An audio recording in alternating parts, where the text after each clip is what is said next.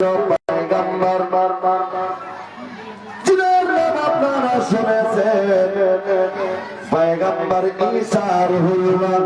জোরে বলি কি নাম বললাম? ঈসা রুহুল্লাহ, আল্লাহর পয়গম্বর। আল্লাহকে এত ভালোবাসত, আল্লাহর জিকিরে সব সময় মগ্ন থাকত, জমি জায়গায় ধার ধারত না, দুনিয়ার ব্যতিব্যস্ততে থাকত না, শুধু আল্লাহ আল্লাহ রাসূলের জিকির করত। আল্লাহর পয়গম্বর হযরত ঈসা রুহুল্লাহ বাড়ি ছেড়ে দিল, ঘর ছেড়ে দিল, দেওয়ার পরে বাবা আপনার একটা নিরিবিলি জায়গায় পৌঁছে যায়। এমন জায়গায় পৌঁছে গেল যে জায়গায় দেখা গেল বাবা শুধু জঙ্গল আর জঙ্গল, জঙ্গল পার হয়ে গেল। কিছুক্ষণ আগে যাওয়ার পর দেখতে পেল বিশাল বড় একখানা যেন পাহাড়, পাহাড় খানা দেখতে পেল। খুব মনোযোগ লাগায় শুনবেন বাবা, আমরা বাড়ি বানাই, ঘর বানাই, তার আগে যখন নতুন বাড়ি করব সুন্দর করে আমরা গাছ লাগাবার জন্য সুন্দর করে আমরা সুন্দর করে ভালোভাবে গোবর দিই, সার দিই, এমনকি গাছ লাগাবো বলে ফল ফলন হবে।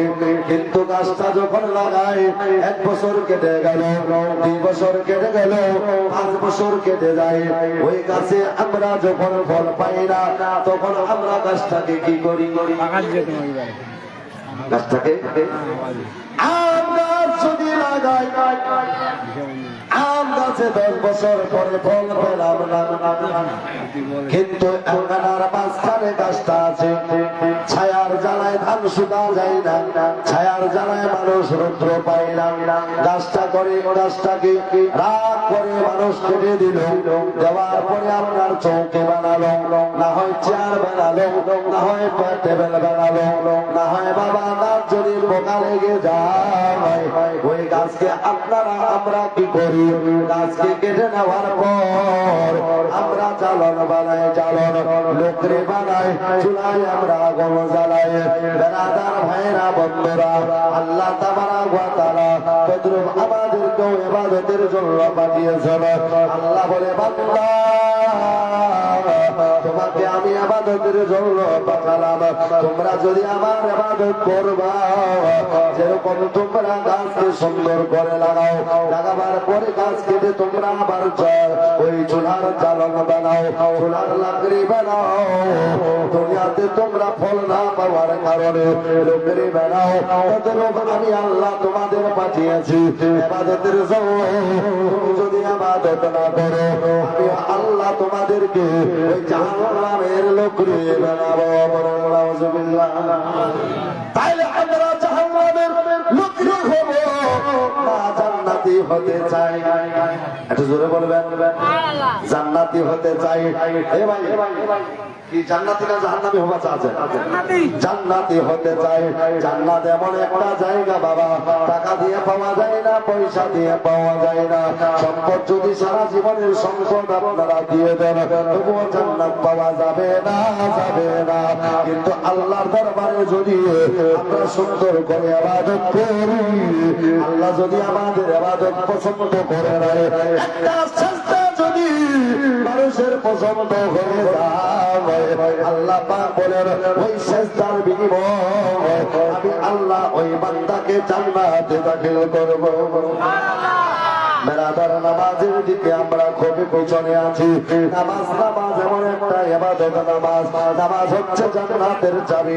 আল্লাহু আকবার বলছিলাম, হযরত ঈসা রুহুল্লাহ চলতে লাগলো, চলতে চলতে অনেক দূর আপনার চলে গেল, যাওয়ার পরে দেখতেছে একটা পাহাড়, ওই পাহাড়ের কাছে গেল, যাওয়ার পরে দেখতেছে পাহাড় থেকে একটা যেন শিয়াল বের হয়ে আসলো। কি বাইর হয়? শিয়াল। বর্তমানে শিয়াল কিন্তু খুবই বাইর হয়। শিয়াল বের হয়ে যায়, নজরে পড়ে গেল। শিয়ালটা দেখে যেন বাচ্চা ছেলের মতো কাঁদতে লাগলো। শিয়াল দেখে কোনোদিন কান্না করেছেন? চুপ করে হ্যাঁ, ফুসুর ফাসার যুগল করি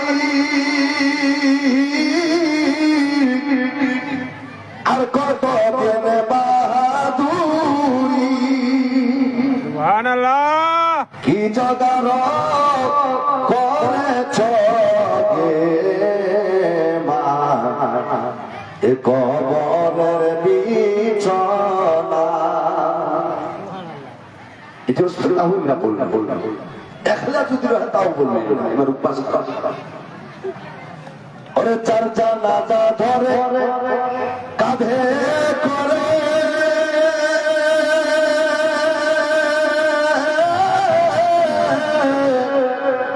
ওরে নিয়ে যাবে বারাতি হয়ে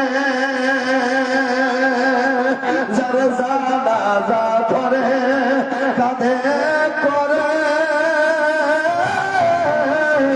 আর নিয়ে যাবে বারাতি হয়ে ওরে চালা যা হয়ে দিবে মাটি সবাই ফিরে আসবে পানি ও তোর বেটা ভতি যাতো সঙ্গে যাবে না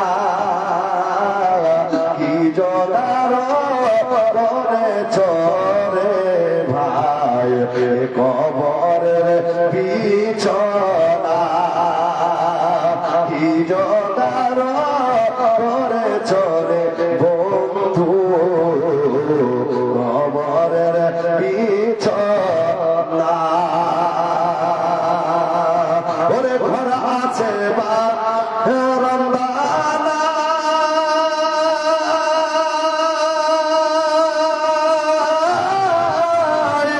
আর কোন দিকে খিড়কি নাই ও তোর বেটা ভর্তি যা সবাই যাবে এর বেটা ভর্তি যা সবাই যাবে কেউ তো কথা বলবে না কি জোগাড় করেছ রে বন্ধু কবরের বিছানা আখরি ছন্দ ওরে টাকা পয়সা দালান ঘর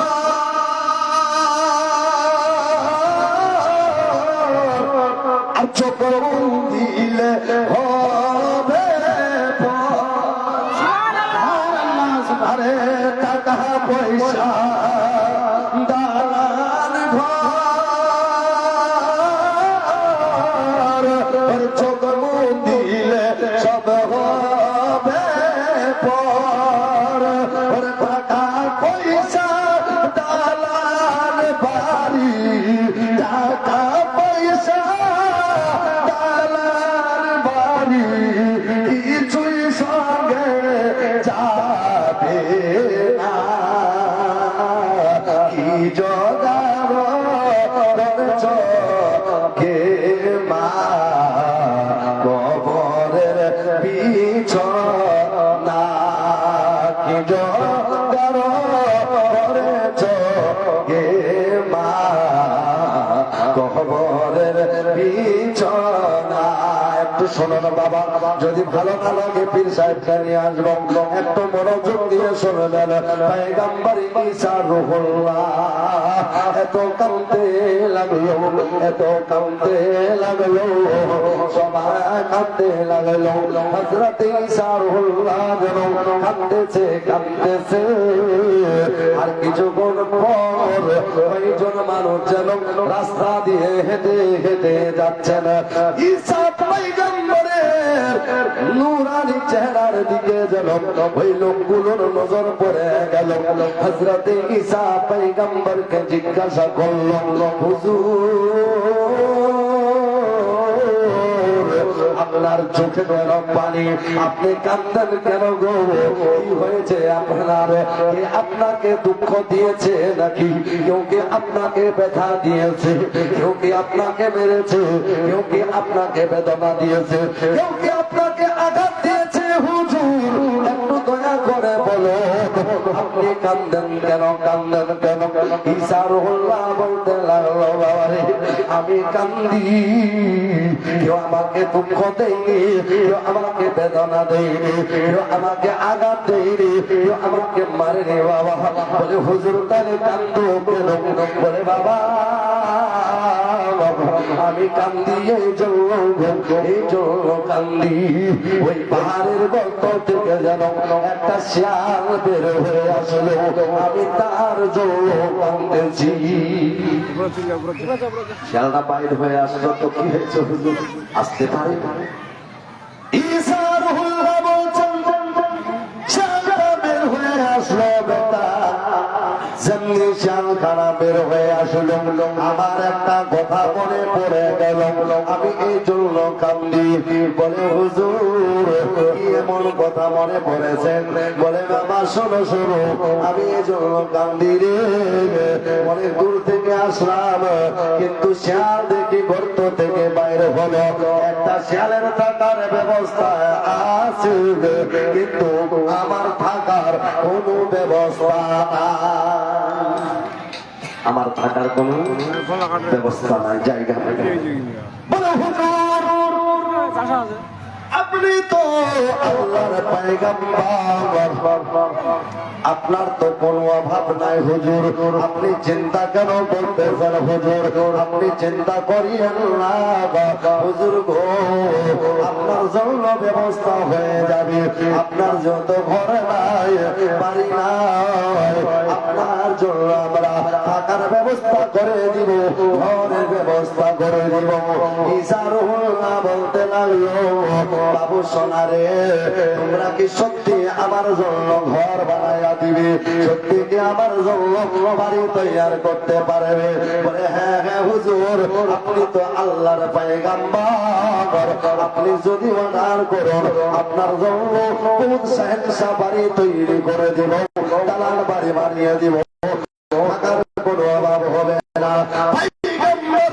ঈসা রুহুল্লাহ বলতে লাগলো, বাবা শোনো শোনো, যেহেতু তোমরা আমার জন্য ঘর বানাতে পারবে, বানাতে তো পারবে ঠিক, কিন্তু ঘর বানায় দিলে আমার কথা অনুযায়ী তোমাদেরকে ঘর বানিয়ে দিতে হবে, তাইলে আমি তোমাদের ঘরে থাকবো, নইলে থাকবো না। বলে হুজুর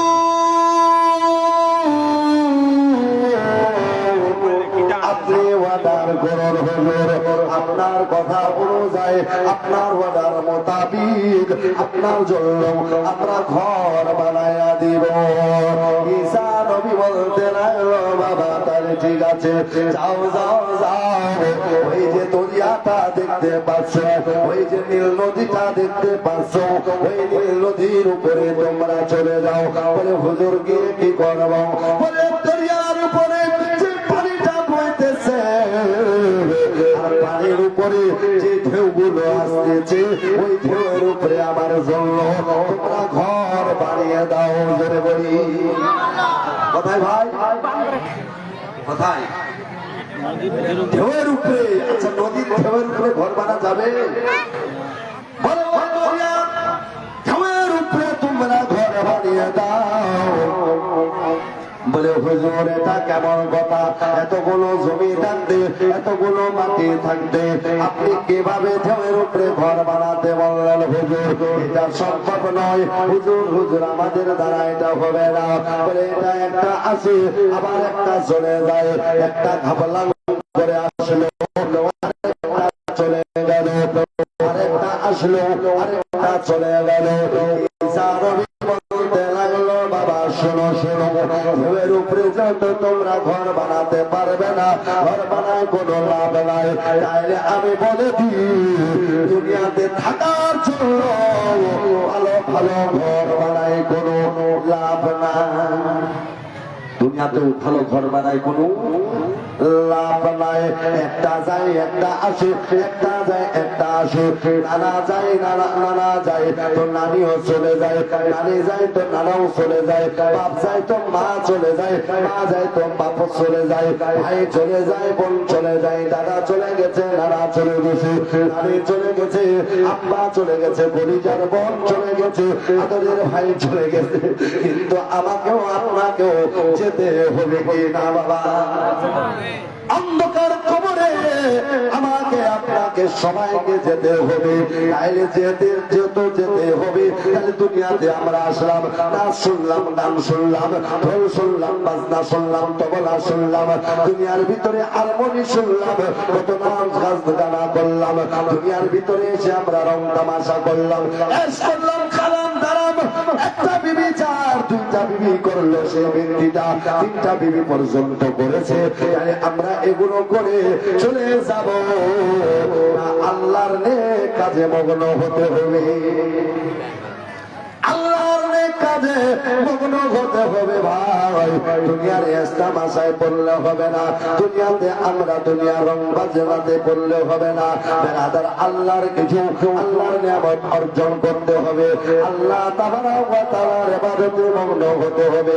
আজকে যে আমরা এখানে বসেছি, ওলমার চেহারা দেখতেছি, এটাও একটা ইবাদত। বাবার চেহারা দেখতেছি, এটাও একটা ইবাদত। ভাই বোনদের চেহারা দেখতেছি, এটাও একটা ইবাদত। উলামায়ে ইকরামের চেহারা দেখছি, এটাও একটা ইবাদত। সুবহানাল্লাহ পড়তেছি, এটাও একটা ইবাদত। আলহামদুলিল্লাহ পড়তেছি, এটাও একটা ইবাদত।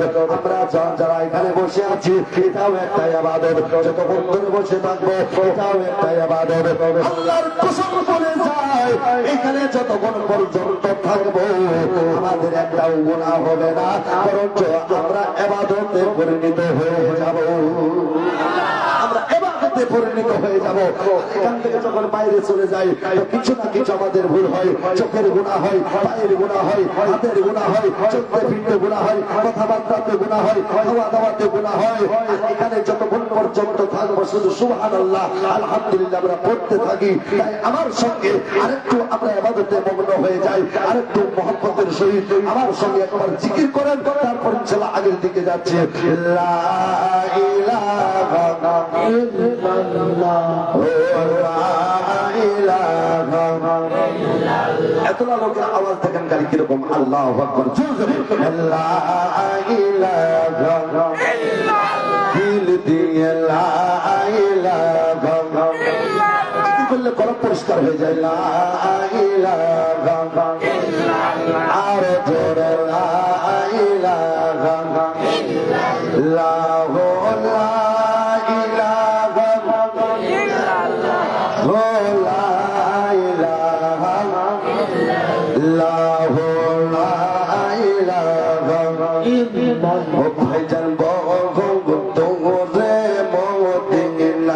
আমরা কেমন যাবো জানি না, জোরে বহু তোরে মদিনা আমরা কেমন যাবো জানি না।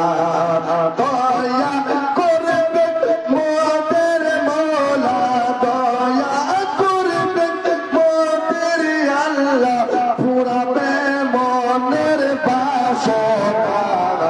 লা ইলাহা ইল্লাল্লাহ, কত সুন্দর জিকির। লা ইলাহা ইল্লাল্লাহ, লা ইলাহা ইল্লাল্লাহ, লা ইলাহা ও ভাইজানা আমাজ রোজা চাই রমনা, এ বাবা মার খিদমত ভুল না, আনা আমাজ রোজা চাই রমনা, বাবা মার খিদমত ভুল না।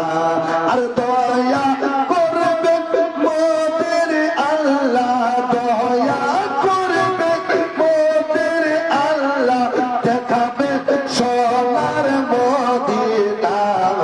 লা ইলাহা ইল্লাল্লাহ, আর জোরে লা ইলাহা লা ইলাহা ইল্লাল্লাহ মুহাম্মাদুর রাসূলুল্লাহ সাল্লাল্লাহু তাআলা আলাইহি ওয়াসাল্লাম।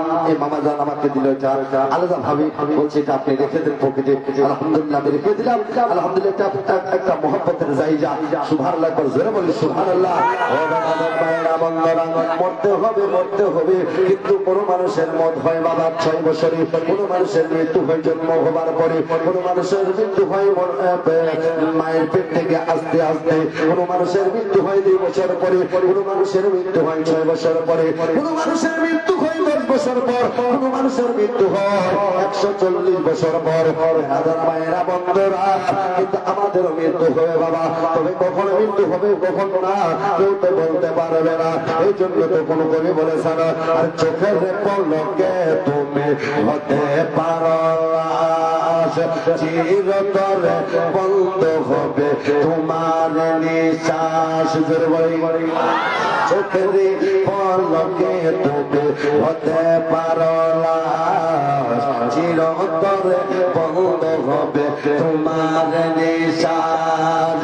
হবে তোমার নাম, হবে তোমার নাম মসজিদের মাইকে। বাড়ি বাংলা নাই রে বাড়ি নাই রে দুনিয়াতে, বলো বাড়িওয়ালা নাই রে বাড়ি নাই রে দুনিয়াতে। বাবা চোখের পলকে তুমি হতে পারো লাজ, চিরতরে বন্ধ হবে তোমার নিঃশ্বাস। হবে এলাম তোমার নাম মসজিদের মাইকে। বাড়িওয়ালা নাই রে বাড়ি নাই রে দুনিয়াতে। মহব্বতে বলে সুবহানাল্লাহ। তোমার ভয়ে থাকতো মানুষ ছিল বাহাদুরি, ভাবনি হাওয়ায় ওরা তুমি যে রঙের ঘড়ি। সুতায় টান দিলে মালি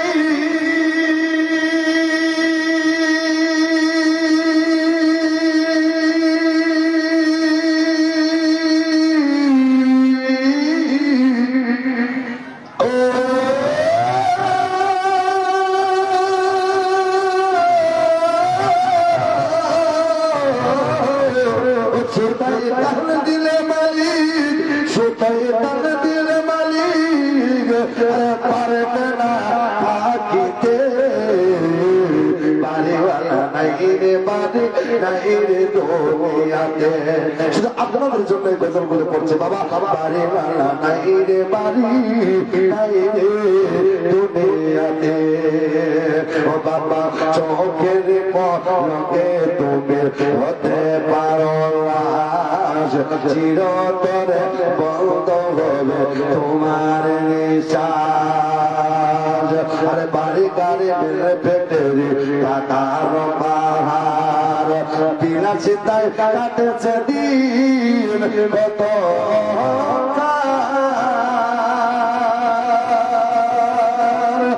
বাড়ি গাড়ি মেলে পেটের টাকার পাহাড়, বিনা চিন্তায় কাটেছে দিন কত।